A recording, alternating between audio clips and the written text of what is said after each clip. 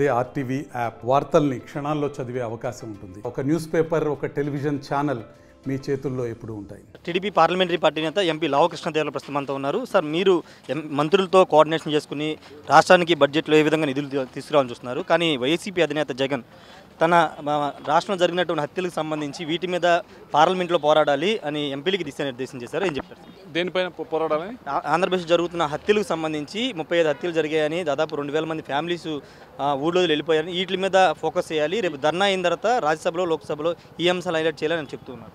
తప్పకుండా ఏదైతే ఈ 35 అని చెప్తున్నారో ఇది తప్పు నెంబరు, ఇదంతా కూడా ఫేక్ నెంబరు. ఇప్పుడే ముఖ్యమంత్రి గారి ఆధ్వర్యంలో మీటింగ్ జరిగింది. ఈ 35 ఎవరైతే అయినాయి అని చెప్తున్నారో ఇవ్వమని చెప్పండి. తప్పకుండా యాక్షన్ తీసుకోవడానికి రాష్ట్ర ప్రభుత్వం రెడీగా ఉంది. దీన్ని చర్చించడానికి ఢిల్లీ దాకా వెళ్ళాల్సిన అవసరం లేదు. అసెంబ్లీ జరుగుతూ ఉంది, అసెంబ్లీలో చర్చించవచ్చు, దీన్ని లేవనెత్తచ్చు. ఏదైతే ఈ 35 కుటుంబాలు అయినాయి అంటున్నారో ఆ 35 కుటుంబాల గురించి అడగండి. ఐటమ్ వైజ్ దానికి రిప్లై ఇవ్వడానికి రెడీగా ఉంది రాష్ట్ర ప్రభుత్వం. ఎందుకంటే ఆ సదావకాశం ఇంకోటి ఉండదు. దాన్ని ఉపయోగించుకోకుండా ఈరోజు అటెన్షన్ డైవర్ట్ చేయడానికి, టాపిక్ని డైవర్ట్ చేయడానికి, రాష్ట్రంలో ఉన్న ఆర్థిక పరిస్థితి రాష్ట్రం ఏ విధంగా ఉంది అనే దాని నుంచి టాపిక్ డైవర్ట్ చేయడానికి ఏదైతే అది దానిపైన వైట్ పేపర్ రాష్ట్ర ప్రభుత్వం తీసుకురాబోతా ఉందో దాని నుంచి టాపిక్ డైవర్ట్ చేయడానికి మాత్రమే ఈరోజు ఢిల్లీ వెళ్ళి ఈ దీక్ష చేయబోతాం. అంటే ఆంధ్రప్రదేశ్లో లా అండ్ ఆర్డర్ లేదని జాతీయ స్థాయిలో అంటే ఒక నేషనల్ వైడ్గా ప్రొజెక్ట్ చేయడానికే ఈ ధర్నా చేస్తున్నారు అనుకుంటున్నారు. నేను చెప్తా ఉన్నా టాపిక్ డైవర్ట్ చేయడానికి ధర్నా చేస్తూ ఉన్నారు. ఇప్పుడు వచ్చే వారం అసెంబ్లీలో రాష్ట్ర ఆర్థిక పరిస్థితి పైన మరో 2 వైట్ పేపర్స్ రాష్ట్ర ప్రభుత్వం తీసుకురాబోతా ఉంది. అది కనుక బయటకు వస్తే పూర్తిగా గడిచిన 5 సంవత్సరాల్లో జరిగిన ఏ విధంగా అయితే అప్పులు కుప్పలై ఉన్నాయో అవన్నీ కూడా బయటకు వస్తాయి. అది వస్తే రాష్ట్ర ప్రజలు ఏ విధంగా తీసుకుంటారో అని ఆలోచించి దాని నుంచి టాపిక్ డైవర్ట్ చేయడానికే ఇప్పుడు ఢిల్లీ వెళ్ళి మరి ఈ దీక్ష చేయబోతాం. అంటే మీ పార్లమెంట్ నియోజకవర్గంలో జరిగిన ఇన్సిడెంట్ నిన్న ఆయన వెళ్ళి అక్కడ మాట్లాడడం అవన్నీ చూశారు, పొలిటికల్ కామెంట్స్ అవన్నీ చూశారు, రాష్ట్రపతి పాలన రావాల్సిన అవసరం ఉందని ఒక కామెంట్ ఆయన చేస్తున్నారు. మీ నియోజకవర్గం అదే విధంగా మరోవైపు కూడా ఇంకో ఆర్గ్యుమెంట్ ఉంది. ఏదైతే నిన్న వినుకొండ వెళ్ళి చేస్తూ ఉన్నారో దాని గురించి 24 గంటల్లో ఎవరైతే దోషున్నాడో అని పట్టుకొని పోలీసులు పట్టుకున్నారు.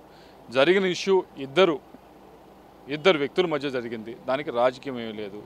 అటువంటి ఇష్యూని కూడా పొలిటిసైజ్ చేయడానికి, ఆ విషయం మీద ఢిల్లీ వెళ్ళి ధర్నా చేయడానికి అనేది చాలా విచిత్రంగా ఉంది.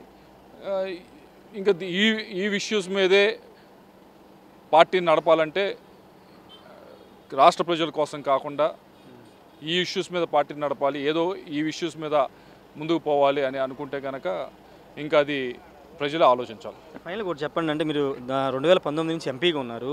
జనరల్గా గవర్నమెంట్ ఫామ్ చేసిన తర్వాత ఒక 5-6 నెలలు జనరల్గా ప్రభుత్వానికి అవకాశం ఇస్తుంటారు. కానీ ఇక్కడ వైసీపీ మాత్రం ఒక నెల రోజుల్లోపే స్టార్ట్ చేశారు యాంటీగా మాట్లాడలేకపోతే ప్రభుత్వం మీద విమర్శలు చేయడం. దీన్ని ఎలా చూస్తారు సార్? ఒకటి మాత్రం గుర్తుంచుకోవాలి, డెమోక్రసీ అనే దాంట్లో ప్రతి ఒక్కరికి వాయిస్ ఉంది. ఆ వాయిస్లో ప్రతి ఒక్కరు కూడా వాళ్ళ అభిప్రాయం చెప్పుకోవచ్చు. మీడియా మిత్రులు కానీ రాష్ట్ర ప్రజలు కానీ అందరూ కూడా అనుకుంటా ఉంది ఏంటంటే ఎదురు వాళ్ళు ఎవరు మాట్లాడకూడదు, అప్పుడే మాట్లాడటం ఏంటి అది అనుకుంటున్నట్టున్నారు. అది గడిచిన 5 సంవత్సరాలు చూసి ఎవరు మాట్లాడకపోవడం చూసి అంతే ఉండాలి అనుకుంటున్నట్టున్నారు. కాదు, డెమోక్రసీ అంటే ప్రతి ఒక్కరికి కూడా మాట్లాడే హక్కు ఉంది. ఆ మాట్లాడేదాన్ని ప్రజలు విశ్లేషించుకొని వారి అభిప్రాయాన్ని ఫామ్ చేసుకునే హక్కు కూడా అందరికీ ఉంది. మాట్లాడనివ్వండి, కానీ ప్రజలకు తెలుసు ఏమైందో, ఏది నిజమో ఏది అబద్ధమో ప్రజలకు తెలుసు. నిన్న వెళ్తూ ఉంటే మామూలుగా అయితే చూశారు మీరు, గడిచిన 2-3 సంవత్సరాల నుంచి కూడా ఎవరైనా నిజంగా ఇలాంటి ఇష్యూస్ మీద వెళ్తుంటే హౌస్ అరెస్టులు చేయడం లేకపోతే ఇబ్బంది పెట్టడం చేశారు. కానీ నేను ఎక్కడా కూడా ఇబ్బంది పెట్టలేదు. వెళ్ళమన్నారు, చూడమన్నారు, రమ్మన్నారు. So that's what we stand for democracy. Thank you sir. ఖచ్చితంగా ప్రజాస్వామ్యానికే కట్టుబడామని లావు కృష్ణదేవరాయలు చెప్తున్నారు.